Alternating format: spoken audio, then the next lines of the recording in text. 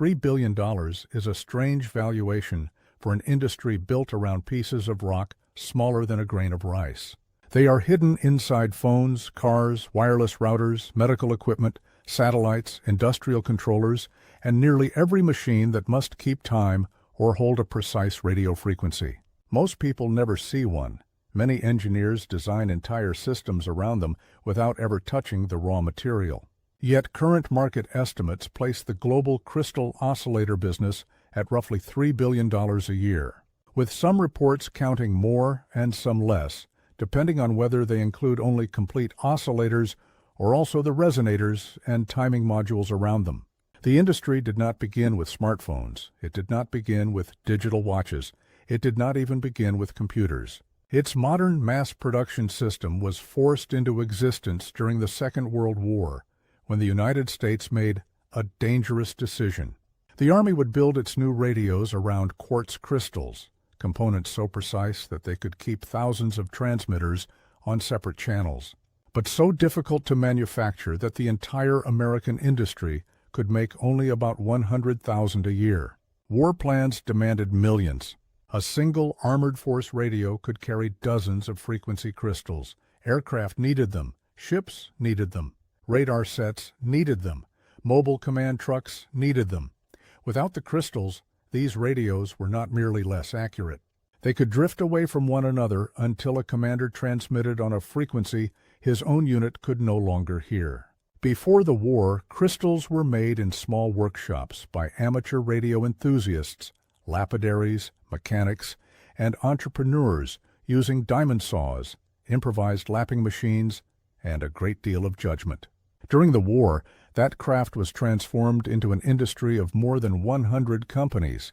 Production rose from thousands to tens of millions. X-rays were used to look inside stone. Hydrofluoric acid was used to remove invisible damage. Women at grinding benches tuned mineral plates by fractions of a frequency that no human eye could see. Then the war ended, contracts vanished, and the industry appeared ready to collapse. But something unexpected happened. The transistor did not eliminate the quartz crystal. Integrated circuits did not eliminate it. Microprocessors made it more important.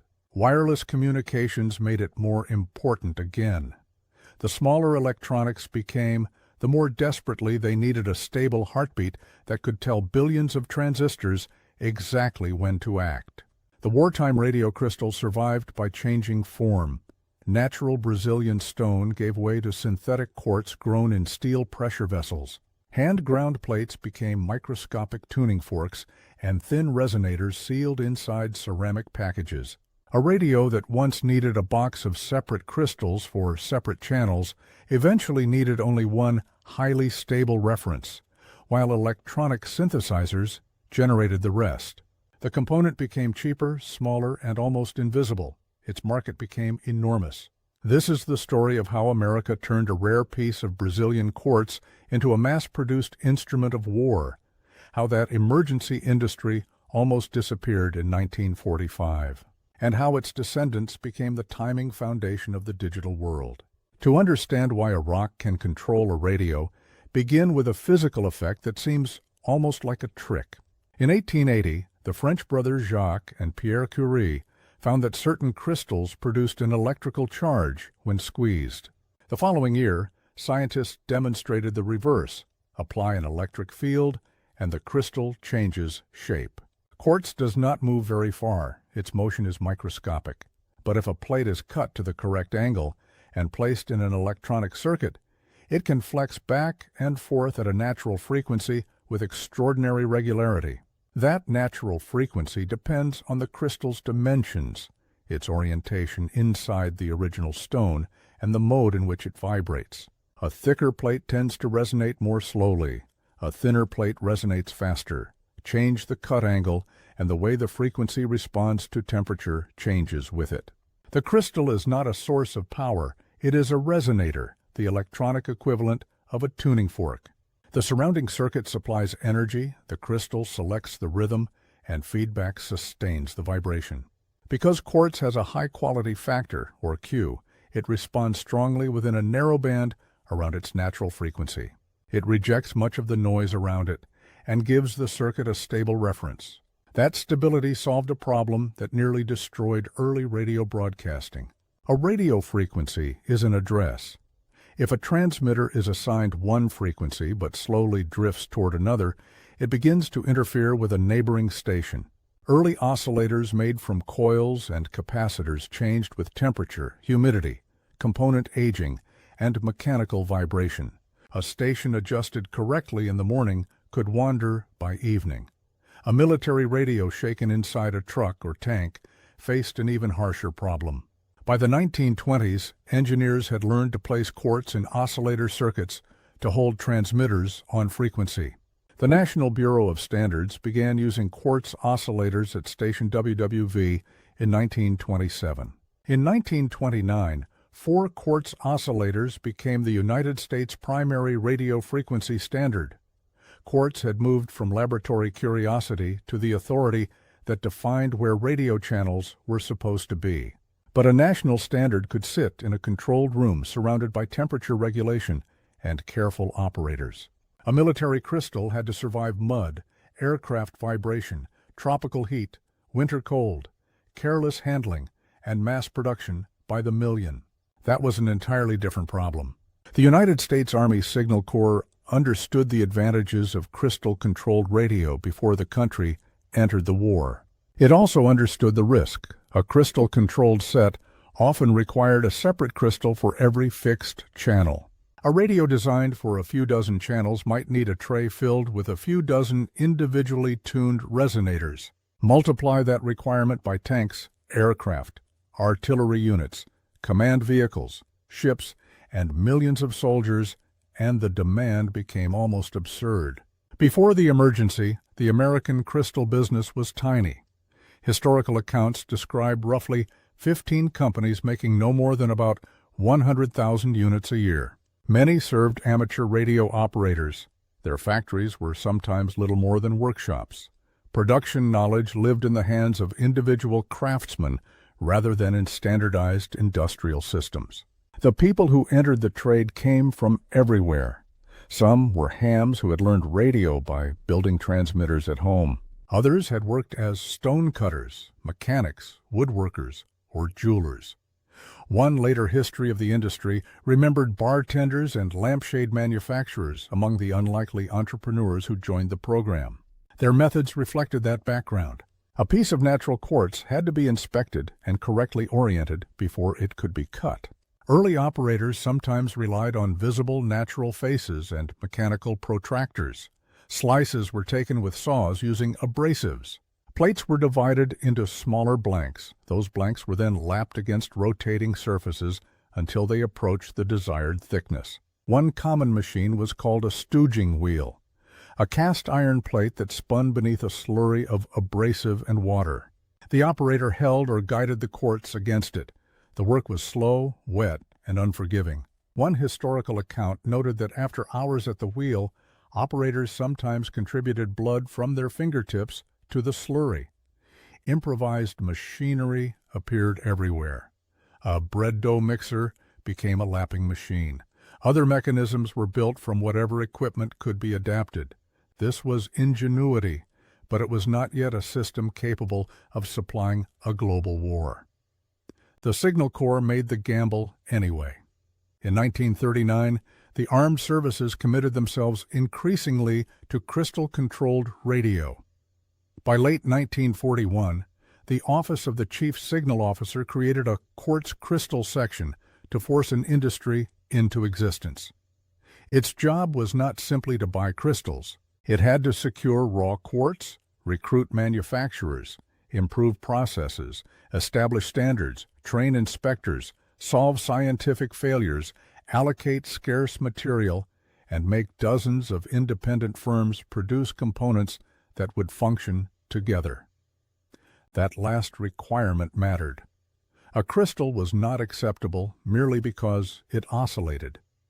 It had to oscillate at the assigned frequency, within specified tolerance, after transport, installation, and exposure to field conditions. A component made in a converted garage in Pennsylvania had to fit a holder made elsewhere, satisfy military inspection, and operate correctly in a radio assembled by another company. The first crisis was material. Quartz is one of the most common minerals in Earth's crust, but electronic-grade natural quartz is rare. The useful portion had to be sufficiently clear and free from internal defects. Much of the world's best supply came from Brazil, especially Minas Gerais, Goiás, and Bahia. The scale of wartime procurement was astonishing. A United States Geological Survey study recorded that Brazil exported 2,411 metric tons of quartz crystal in 1943. Yet most of the excavated material was useless for electronics. At the better mines, the average ratio of clean crystal to total material removed could be around 1 to 10,000. In worse deposits, it could be far lower.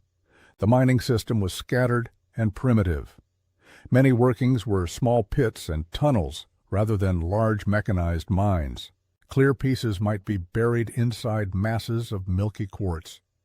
The valuable stones moved through an improvised chain of miners, local traders, mule transport, trucks, railways, ports, and ocean shipping. The contrast was almost perfect. At one end of the chain stood a miner using simple tools in Brazil's interior. At the other stood an American tank radio designed around precise electromagnetic channels. Between them lay one of the most fragile supply systems in the Allied war effort. In April 1942, President Franklin Roosevelt signed an executive order responding to an imminent shortage of piezoelectric quartz. Government stock was directed toward war production. Quartz was allocated according to strategic need. Manufacturers were pressured to improve yield because every careless cut wasted a material that could not easily be replaced. X-ray diffraction became essential. The electrical behavior of quartz depends on its orientation, and internal structure cannot always be judged from the outside. X-rays allowed technicians to locate the axes accurately before slicing. A history of the industry later described quartz orientation as the first important commercial application of X-ray diffraction. The saw cut a wafer. The wafer was inspected for twinning and defects.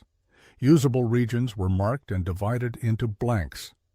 Each blank was ground, tested, ground again, cleaned, mounted between electrodes, sealed in a holder, and tested once more. Frequency could not be painted onto a crystal. It had to be created by removing material. If a blank oscillated too low, it was usually too thick, and the operator could continue grinding. If it oscillated too high, too much material had already been removed. The process had no reverse gear. Hours of work in a piece of strategic quartz became scrap. That made the finisher one of the most important people in the system. Many finishers were women recruited into wartime plants and trained to perform repetitive precision work. Their tools were simple compared with modern automated equipment, but their judgment was sophisticated. They learned how pressure, abrasive plate shape, cleaning, and mounting affected frequency. The industry expanded with extraordinary speed. Firms such as Monitor, Bliley, Scientific Radio Products, Reeves, Ross, Beaumont, Western Electric, and dozens of smaller operations recruited thousands of workers. By the height of the program, about 115 manufacturers were involved, and output reached a wartime annual rate measured in tens of millions. One Western Electric program alone produced more than 10 million FT-241 crystal units for armored and artillery radios. A single radio set could carry between 72 and 120 crystals. The crystals did not merely support the radio, they defined its channels. Mass production had arrived. But quantity exposed a failure that nearly invalidated the entire achievement. Crystals that passed inspection began drifting after they reached the field. The change was sometimes small, but radio channels were narrow.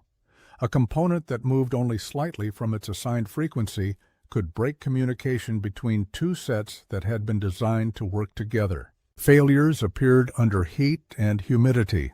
Equipment that performed correctly at the factory became unreliable after days or weeks in service. The problem was called aging, and it was especially dangerous because inspection did not reliably reveal it. A crystal could leave the production line apparently perfect and then change slowly after installation. The cause lay at the surface. Grinding did more than make the blank thinner. Abrasive action damaged the outer crystal lattice, created microscopic cracks, and embedded foreign particles.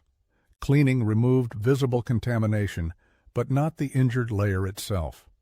Over time, stresses relaxed and particles shifted. The effective vibrating mass changed, and the resonant frequency moved with it. The industry first attacked the symptoms. Cleaning standards became more severe. Operators scrubbed blanks. Inspectors rejected suspicious pieces, but a toothbrush could not repair damaged crystal structure. By 1944, military laboratories and manufacturers were forced to accept a more radical answer. The finished blank had to be chemically etched. Hydrofluoric acid attacks quartz and glass. Used under controlled conditions, it removed the thin damaged layer left by mechanical lapping. The process erased microscopic cracks and embedded abrasive. It produced a cleaner, more stable surface and sharply reduced aging. The solution created new difficulties. Etching removed material, which raised the resonant frequency. A finisher could no longer grind exactly to the target and then etch. The blank had to be left deliberately low in frequency, with enough extra thickness to allow the acid to carry it toward the final value. That required data, process control, and repeatability.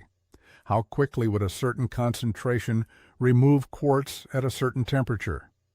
How much would frequency rise during a given exposure?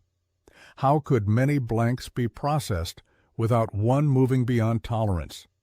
The answer was not simply better chemistry, it was the birth of a more disciplined manufacturing science. At the 1944 crystal conferences, specialists shared information that had once been treated as private shop knowledge. Military officers, physicists, engineers, inspectors, and producers argued over cuts, holders, cleaning, etching, aging, temperature response, and measurement. Quality had become as urgent as quantity. Continuous etching methods increased productivity dramatically. One historical account describes a system in which 4 operators could equal the output of 20 hand finishers. The crystal was still a mechanical object, but production was beginning to move from artisan adjustment toward controlled physical and chemical processes. Standardization spread beyond etching. Military drawings defined dimensions and holders. Inspection procedures established acceptable frequency tolerance. Test equipment was calibrated against common standards. Manufacturers recorded yield and received scarce quartz according to how efficiently they used it. The War Production Board coordinated supporting materials, electrodes, springs, screws, holders, abrasives, chemicals, and saw blades. The emergency created an ecosystem. A crystal factory depended on X-ray equipment, diamond tools, electrical instruments, ceramic or plastic packages, metal contacts, cleaning chemistry, and accurate frequency standards. Those supporting industries often employed more people than the crystal manufacturers themselves. It also helped accelerate young electronics companies. Hewlett-Packard's audio oscillators, born in a Palo Alto garage, found wartime uses in test and measurement. Radio manufacturers needed increasingly accurate instruments to check the components that controlled their own frequencies. The industry was building not only millions of resonators, but also the measurement culture that modern electronics would require. By the end of the war, surviving estimates differ on the exact total, but they agree on the scale of transformation. One major industry history estimates that American manufacturers produced about 30 million crystal units between 1941 and 1945. Conference records describe a peak annual rate of roughly 30 million. The disagreement reflects incomplete wartime documentation, but either figure represents growth by hundreds of times over the pre-war business. The crystals went into equipment across every theater. They stabilized tank and artillery radios. They supported aircraft communications and navigation. They held naval channels. They helped mobile units coordinate. While engines, weather, vibration, and temperature worked constantly to pull ordinary circuits away from frequency. General Roger Colton later summarized the change in a sentence. The Army had radio before it had crystals. With crystals, it had communications. The crystal did not make the transmitter louder. It did not give the receiver longer range. It made the entire system predictable. A channel selected in one vehicle remained the same channel in another. That predictability allowed radio networks to scale. Then Japan surrendered. Wartime contracts were canceled, and the emergency ended almost at once. Plants that had operated around the clock lost their orders. The number of producers fell from more than 100 to fewer than 50 within months. Machinery was sold or dispersed. Workers left. Surplus military crystals flooded the civilian market. The industry had accomplished its mission and now faced the danger of becoming unnecessary. Amateur radio operators bought surplus units cheaply. They built transmitters around whatever frequencies were available. Some opened the holders and carefully ground the plates to move them upward in frequency. A pencil mark could add a tiny amount of mass and pull the frequency slightly downward. Wartime crystals became the currency of post-war electronics experimentation. But surplus could not explain what happened next. The stockpiles would eventually run out. The true post-war future depended on solving the vulnerability the war had exposed. Modern electronics could not remain dependent on rare, naturally perfect stones carried out of Brazilian hillsides. The next crystal would have to be grown rather than mined. At the end of the war, researchers at Bell Telephone Laboratories began serious work on synthetic quartz. Germany had also experimented with man-made material during its own shortages, but the American goal was larger. Create single crystals with controlled orientation, purity, and dimensions independent of a mine. The process was hydrothermal growth, an industrial imitation of the conditions under which natural quartz forms inside the earth. Silica-rich nutrient material was placed inside a massive steel autoclave with alkaline solution. Carefully oriented seed plates were suspended elsewhere in the vessel. The autoclave was sealed, heated, and pressurized. A temperature difference caused silica to dissolve in one region and deposit slowly on the seeds in another. Nothing about the process was quick. A Bell Labs report from the early 1950s described autoclaves weighing more than 1,000 pounds and crystals grown over periods of weeks. But the result changed the economics of frequency control. Natural quartz arrived in irregular shapes with hidden defects. Synthetic growth could produce material designed for industrial slicing. Seed orientation was known. Purity improved. Twinning and inclusions could be controlled. Yield became more predictable. Modern synthetic quartz is still grown in high-temperature, high-pressure autoclaves.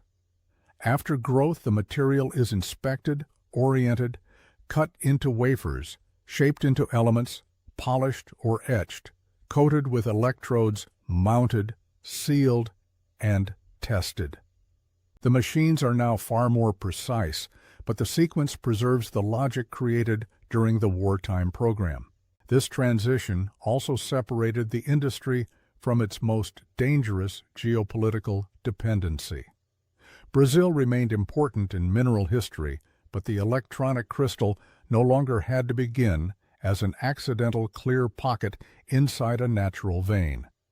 The timing of this breakthrough was perfect, because another invention was about to transform electronics. In 1947, Bell Labs demonstrated the transistor. It was smaller, cooler, more durable, and less power-hungry than the vacuum tube. Later, integrated circuits placed many transistors on one chip. To someone watching old radios disappear, the quartz crystal might have seemed like another component waiting to be absorbed into silicon. The opposite happened. A transistor can switch or amplify, but a digital circuit still needs a stable rhythm. Logic gates must know when to sample data, move a number, transmit a bit, or advance an instruction. A microprocessor without a clock reference is not an intelligent machine. It is a collection of devices waiting without coordination. Quartz became the metronome. The relationship between the crystal and the circuit changed. Wartime radios often carried multiple crystals, one for each channel.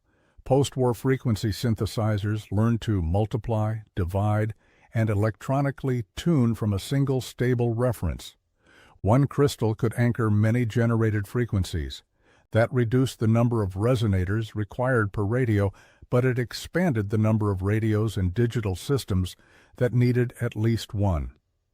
The market moved from many crystals in a few specialized military sets to one or several crystals in an unimaginable number of civilian products. Television receivers needed stable timing and frequency references.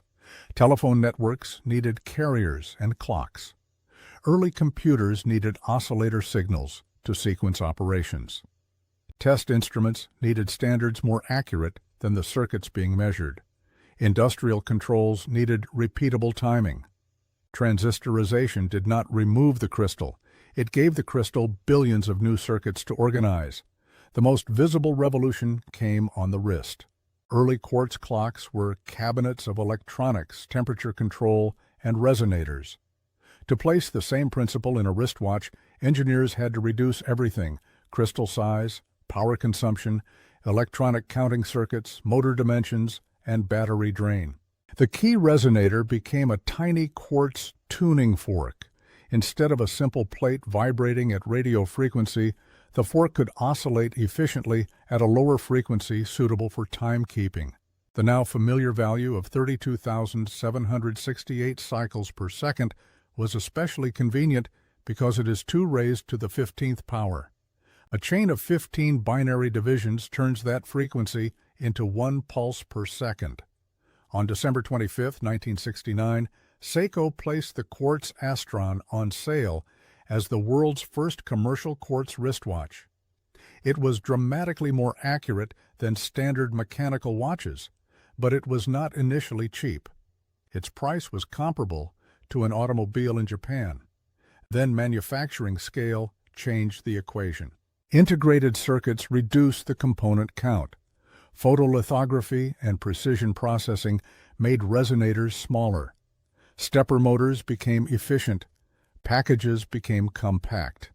The technology that had once stabilized Army radios and national frequency laboratories moved into mass-market watches. By the early 1980s, quartz watches had surpassed half of world watch production. Accurate timekeeping ceased to be a luxury of careful mechanical craftsmanship. A low-cost watch could outperform expensive mechanical movements in basic accuracy. That transformation is often called the Quartz Revolution, but it was also an industrial continuation of the wartime crystal program. Both demanded the same fundamental achievements: control the cut, control the thickness, control contamination, control aging, and make millions of units behave alike. The crystal continued shrinking. Large metal holders gave way to miniature cans and ceramic surface mount packages. Electrodes were deposited as thin films. Automated equipment measured frequency and trimmed mass. Laser processing and photolithographic techniques replaced much of the hand labor. Hermetic sealing protected the element from moisture and contamination. A component that once resembled a small plug-in cartridge became a rectangular package measured in millimeters. Yet inside, something physical still moved. The digital world appears solid state because information travels through transistors, but the reference that keeps those transistors synchronized is often a mechanical vibration inside a piece of quartz. Every clock edge begins with a structure flexing back and forth. This is one of the central ironies of modern electronics. The faster and more abstract computation became, the more it depended on a tiny mechanical resonator descended from wartime radio, and the growth was only beginning. A modern smartphone does not use quartz in the same way an SCR radio did, but it faces the same basic problem. Radio channels are defined by frequency, and digital data is defined by timing. If the reference drifts too far, a receiver searches in the wrong place, a transmitter violates its assigned channel, or data arrives outside the window in which the system expects it. The phone may use a temperature-compensated crystal oscillator as a stable reference for cellular and satellite navigation functions, along with a lower frequency resonator for timekeeping. Electronic phase-locked loops multiply the reference upward to the frequencies needed by processors and radios. The visible device may operate at billions of cycles per second, but its confidence begins with a much slower and more stable quartz rhythm. Wireless routers use timing references to generate and recover radio signals. Computers use them to start and coordinate clocks before internal multiplication. Cameras use precise timing for image sensors and data links. Medical devices, measuring instruments, and industrial controllers use quartz, where timing error can become measurement error. Automobiles have become one of the largest growth areas. A wartime vehicle might have needed quartz primarily for its radio. A modern car contains networks of electronic control units. Engine management, infotainment, instrument clusters, body control, cameras, radar, LiDAR, driver assistance systems, and high-speed in-vehicle communications all require stable clocks or frequency references. The environment is severe. Automotive devices must tolerate vibration, shock, long service life, and temperatures that can reach well above those expected in consumer electronics. Manufacturers offer crystal oscillators qualified for operation up to 125 degrees Celsius. Nihon Denpa Kogyo reports that crystal units are used across clocks, smartphones, televisions, audio equipment, and automobiles, and that it holds more than half of the automotive crystal unit market. The quartz component became smaller, while the demands placed upon it became harder. In advanced driver assistance systems, timing affects the flow of data from cameras and radar. The crystal is not making the driving decision, but it helps establish the stable electronic rhythm under which sensors communicate and processors compare information. The component remains hidden, yet its failure can disable systems far larger and more expensive than itself. Telecommunications multiply the importance further. A network is not only a collection of transmitters, it is a timing system spread across geography. Cellular base stations must remain synchronized. Data links must recover clocks from streams of bits. Network equipment must distinguish one time slot from another. Satellite receivers must compare local oscillator timing with signals that have crossed thousands of kilometers. The highest accuracy may come from atomic standards or signals disciplined by satellite navigation, but quartz frequently serves as the local oscillator that carries the system through short interruptions. Even atomic oscillators contain quartz in supporting roles. NIST notes that quartz oscillators remain the most common source of time and frequency signals, with billions manufactured annually. Military and aerospace uses preserve a direct link to the wartime origin. Modern quartz oscillators are built for GPS and GNSS tracking, military radios, satellite communications, seismic systems, medical devices, and test equipment. Some are temperature compensated. Others are oven controlled, maintaining the crystal at a stable temperature, so environmental change has less effect on frequency. High-performance units may be mounted to resist acceleration and sealed in vacuum to reduce heat loss and contamination. The packages bear almost no visual resemblance to a wartime crystal holder, but the design questions remain familiar. How is the resonator mounted? How does temperature affect it? How does vibration pull the frequency? How does contamination create aging? And how long can the system hold accuracy when its external reference disappears? This wide range of uses explains why the industry can be worth billions, even though many individual parts cost very little. Market studies define the industry differently. Some count packaged crystal oscillators, but exclude passive crystal units. Others include temperature-compensated, voltage-controlled, and oven-controlled modules. Recent estimates place the market near $3 billion in 2025, with published figures ranging from roughly $2.9 billion to more than $3.8 billion. A 2026 estimate values it at about $3.6 billion and forecasts further growth.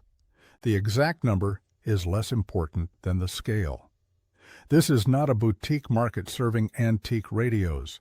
It is a global timing industry supplying consumer electronics, telecommunications, automobiles, industrial systems, healthcare, aerospace, and defense. The wartime component became an infrastructure component.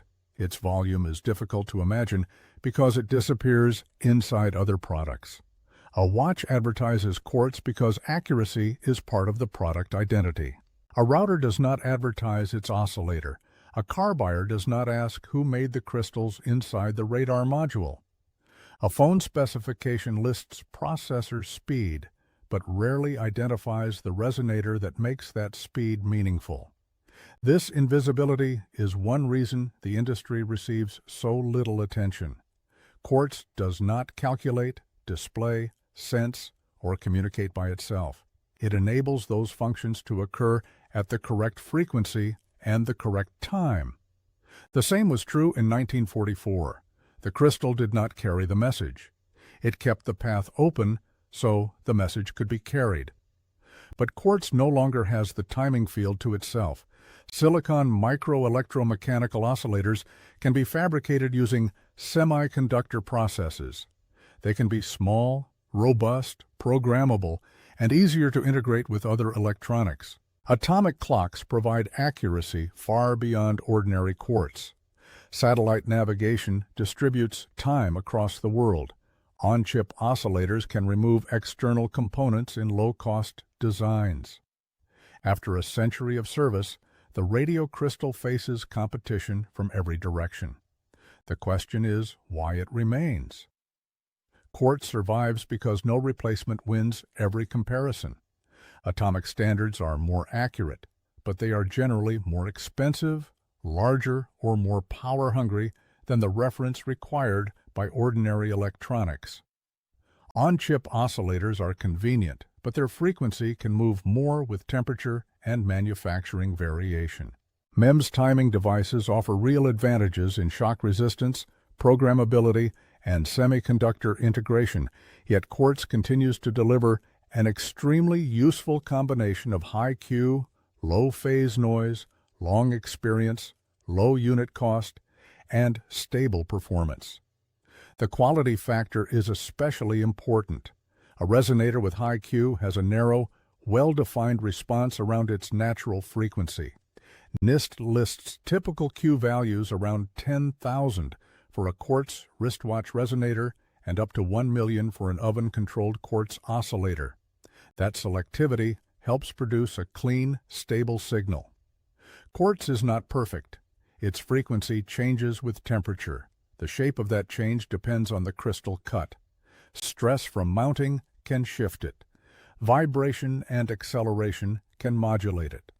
Contamination and material relaxation cause aging.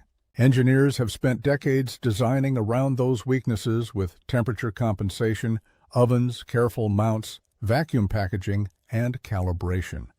Those solutions are descendants of the same manufacturing lesson learned in 1944. The crystal cannot be treated as a generic piece of material. Its surface, orientation, mount, electrodes, enclosure, and environment are all part of the oscillator. Modern production makes that control almost invisible. Synthetic quartz grows for weeks inside an autoclave. The crystal is oriented and sliced into wafers. Elements are shaped and polished. Thin metal electrodes are deposited. Frequency is measured and adjusted. The resonator is attached to a ceramic base with conductive adhesive, sealed inside a hollow package, and tested across temperature and vibration. A current manufacturing guide describes 10 controlled stages between synthetic crystal and finished unit. The product may be only a few millimeters across, but its industrial ancestry includes mineralogy, high-pressure chemistry, X-ray physics, precision machining, thin film deposition, electronics, and statistical quality control. The wartime factories would recognize the purpose, but not the scale. Their workers could tune a plate with abrasive and a frequency meter. A modern line can produce packages small enough to disappear beneath a fingertip. Their radios required banks of plug-in crystals. A modern synthesizer takes one reference and creates thousands of selectable channels. Their raw material came from a miner and a mule. Modern material grows around a seed inside a steel vessel. What connects the two eras is not the shape of the component. It is the demand for repeatable frequency. The Second World War did not invent quartz frequency control. Amateur operators in laboratories had already proved the principle. What the war created was the industrial discipline required to make precision resonators by the million. It created standards where there had been shop habits. It created measurement systems where there had been listening and judgment. It forced manufacturers to understand aging instead of merely rejecting bad units. It turned X-ray orientation, chemical etching, controlled allocation, and shared process knowledge into parts of one national production system. It also demonstrated a pattern that would define the electronics age.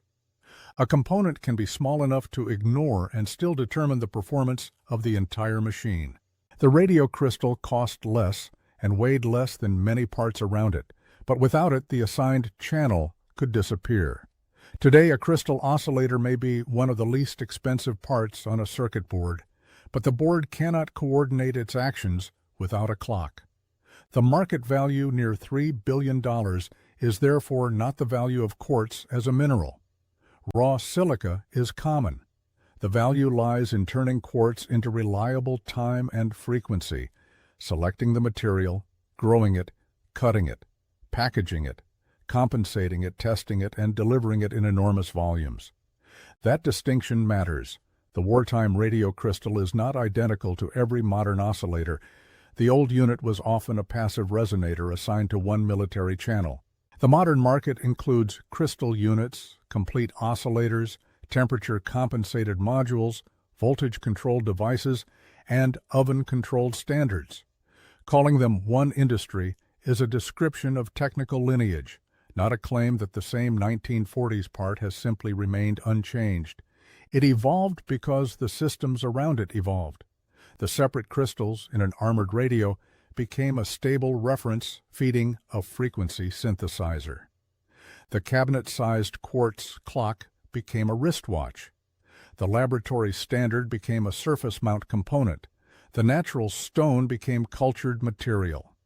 The component once needed to coordinate battalions now helps coordinate computer networks, satellites, mobile phones, and sensor systems in cars. In every case, the problem is the same. Electronics need agreement about frequency and time. A processor must know when the next operation begins. A receiver must know where to listen. A transmitter must remain inside its channel. A navigation system must compare signals against a local reference. A network must decide when a packet belongs. An automobile sensor must move data quickly enough for another system to use it. The crystal supplies no information of its own. It establishes the rhythm that makes information usable. That was also its wartime role. A soldier pressed a switch and spoke into a microphone. Somewhere else, another radio had to be listening at the same electromagnetic address. Between them were vacuum tubes, batteries, antennas, cables, weather, motion, distance, and noise. The quartz crystal held one variable steady. America's achievement was not merely cutting millions of rocks, it was manufacturing agreement. Before the war, a few small firms could make precision units for broadcasters and hobbyists. 4 years later, a national industry could supply radios across land, sea, and air. When the military orders disappeared, the knowledge remained. Synthetic quartz removed the natural shortage. Consumer electronics multiplied demand. Digital logic turned timing from a specialist requirement into a universal one. The industry did not grow to $3 billion because the world preserved an obsolete wartime component. It grew because the world built more machines that needed what the component had always provided. A clear crystal pulled from Brazilian earth once kept an American radio from drifting in battle. Its modern descendant may sit inside a package too small to notice, beside processors millions of times more complex than the entire radio around the original crystal. But complexity has not removed the need for a steady beat. The computers became faster. The networks became larger. The channels became more crowded. The tolerances became tighter. And through all of it, a carefully shaped piece of quartz continued to vibrate. The wartime crystal helped the Army turn radio into communications. The industry it created now helps turn electronics into a synchronized world. That is why the story did not end in 1945. The factories changed, the packages shrank, and the applications multiplied. But the industrial question remained unchanged. How do you make a physical object repeat one exact rhythm? Billions of times for years, under conditions its wartime pioneers could scarcely imagine without ever failing? If you found this story fascinating, subscribe for more hidden histories of the machines, materials, and factories that shape the modern world.